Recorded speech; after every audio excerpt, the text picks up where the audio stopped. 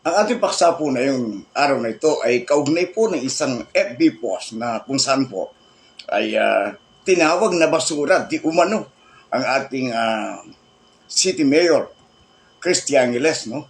Ito'y kaugnay ng kanyang pag-ikot sa mga bayan-bayan po ng Segunda Distrito na kung saan po siya napaulat na tatakbo bilang congresswoman, no? Now, sa puntong ito, nais ko pong bigyan diin yung tinatawag nating kasabihan na judge ye not so that you will not be judged. No? Huwag po tayong manghusga para hindi tayo mahusgaan. No? Well, basura. Ano ba ang ibig sabihin ng basura? Dumi, walang kwenta. Pero na yun po, may ginto na sa basura. No? Dahil po ito ay nare-recycle at kakaroon po ng magandang benepisyo ang tao na ibebenta yan, na-recycle, na gagawang source of energy. Well, literally, yung tinatawag nilang basura ay parang hindi yung makatanggap-tanggap. Yung ba? Considering na yung tinatawag nilang basura o niyang basura ng isang kandidato, no? Ay, take note, nakatanggap po ng maraming parangal at papuri, no, sa kanyang epektibong pamamahala sa lungsod. Take note, siya po ang kauna-unahang Lady City Mayor after 228 years. Sa kanyang pag-upo mula noong 2016, ay nagkaroon po ng tinatawag na unprecedented accomplishments. Ano po yung mga nagawa niya? No? Una, pag-upo niya, naalis po na bayaran lahat ng mga pagkakautang of deficit ng ating city government. Ang ibig sabihin po nun, ay maayos ang kanyang financial management ng ating lungsod o yung pamamahala sa pondo ng ating gobyerno. Why?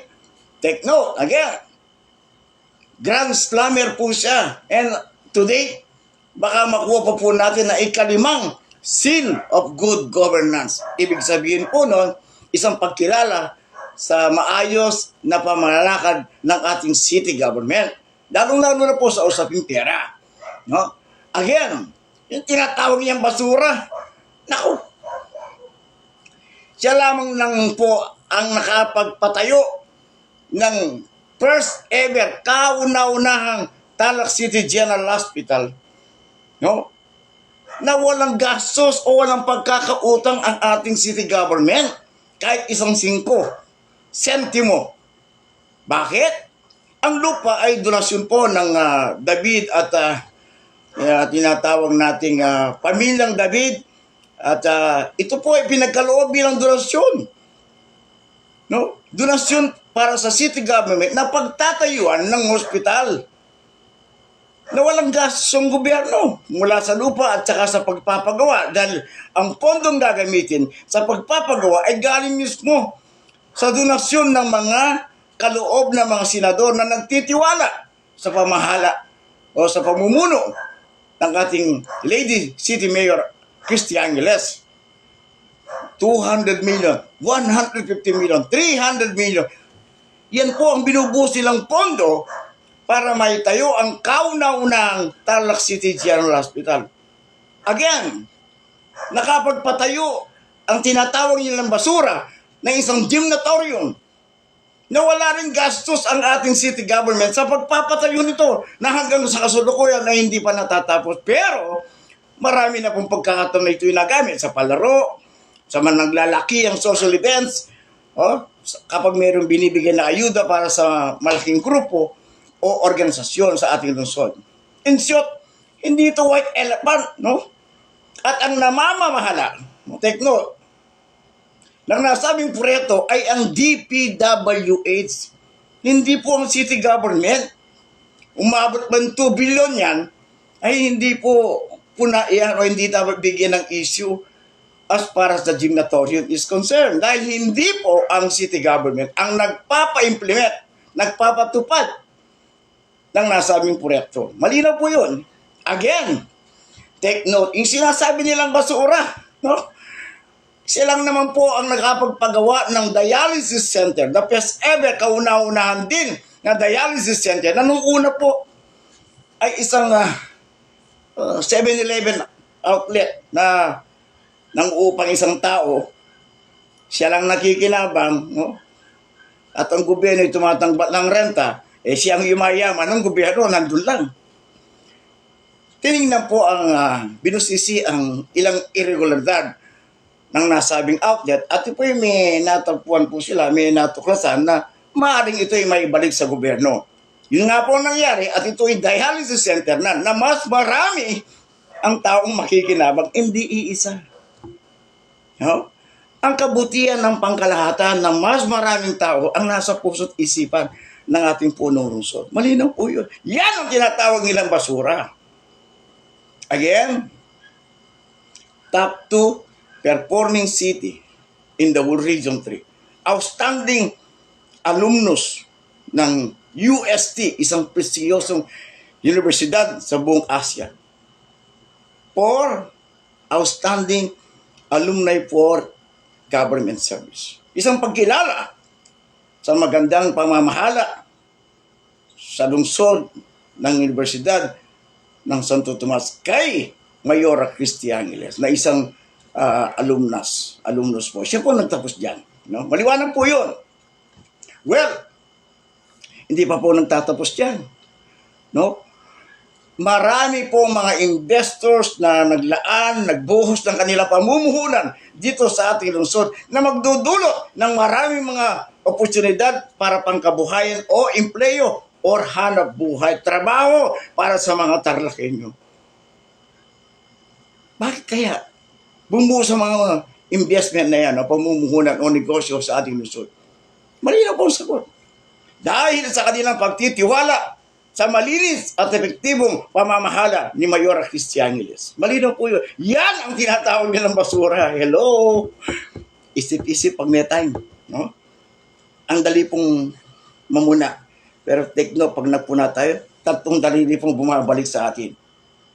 At ang Diyos, ang testigo, siya po ang higit at tanging nakakaalam kung ano ang totoo. Recently po, for the record, siyam na parangal sa national level ang natanggap ng ating punong lungsod. And that is unprecedented, remarkable achievement. Sabi nga ng isang political analyst, maaaring gayahin po si Mayora Christie Angeles, but they can never surpass, with due respect sa kanyang mga predecessors, yung mga naunang administrasyon. Totoo naman po yun. Now, yan ang tinatawag nilang basura. Naniniwala o ba kayo na siya'y basura? Ay kung ang ating definisyon ng basura ay ganyan, na isang matagumpay na namumuno, malinis na panunungkulan, at meron tinatawag na remarkable, unprecedented accomplishment. Basura na rin ako. Yung ba? But then again, let's put that on record. Let's clarify things. Let's clarify matter. Linawin natin. Hindi ho basura ang turing sa isang tao na nagsisikap, nagpupunyagi para sa kabutihan ng mga mamamayang Tarlakenyo. Inuuna ang sarili at hindi ginagawang negosyo ang politika. May kasabihan nga po, is the quality not quantity. Gaano man kahaba, katagal mo sa politika, wala ka namang remarkable achievement, hindi naman nararamdaman ang iyong panunungkulan, ay hindi nga nila alam kung saan ka nakatira. Mas gusto ko na po yung kahit na sabihin natin 9 plus 3, 12 years of productive, full of achievements, at isang tinatawag na matagumpay, makulay, ginagalang at respetado na may dignidad na pamumuno. Mas gusto ko na po yung 12 years na ganun. Kaya sa yung napakatagal, ginagawa naman nilang puhunan, ginagawa nilang hanap buhay ang pag-stay sa politika. Wala nga sila negosyo, di ko ba? Ako, nagsasaliksik nga po kung ano bang negosyo nila sa Tarlac. And hanggang na po, isa po ako sa nangangapa kung saan talaga nakatira. No? Anyway, sana po yung naging malinaw po yan. No? Ang tinutukoy nilang basura ay hindi po basura. In the real sense. Sa totoo lang po, for the record, she has done remarkable achievements and I'm proud to say that I'm a Tarlakenyo. Nailagay po ang sa mapa ng ating Pilipinas, ng ating bansa, ng ating riyon, ang Tarlac City sa isang napakagandang posisyon at pagkilala. The booming commercial hub of Central Luzon. An industrial giant in the making. An emerging commercial giant. Susunod na po yan ang highly urbanized city. And nothing is impossible. Lalo na po, siya po ay nagtataguyod na tinatawag natin Christian politics. At hindi po niya inaako yung tagumpay. Una, sabi nga ni Mayor Crisio sa flag-raising ceremony, binibigyan po niya din, paulit-ulit ang sinasabi po yun. That speaks of her humility. Kababaang loob. Hindi po siya credit grabber.